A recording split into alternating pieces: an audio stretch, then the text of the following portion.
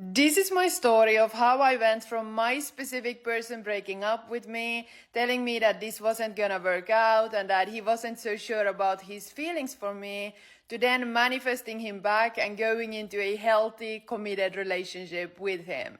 There were many circumstances that seemed to be against me when I wanted him back, like him already being in a new relationship with another woman and they were actually living together. We had been in no contact with him for over 6 months and the breakup was pretty bad, so I was even blocked on all platforms. Before the breakup and the last months in the relationship, I was pointing fingers at him.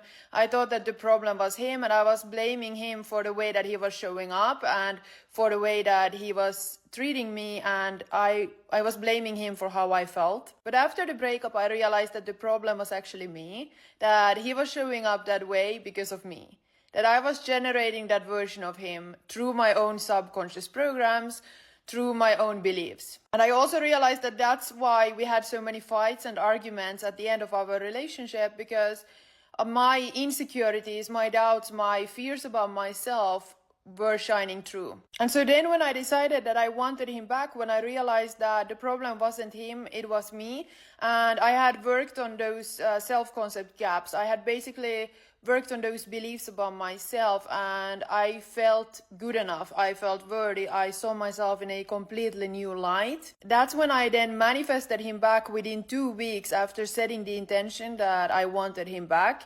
And I got rid of the third party situation. I got rid of all of the other circumstances in the way. And I know that you can also get your specific person back, and no matter what you got going on right now.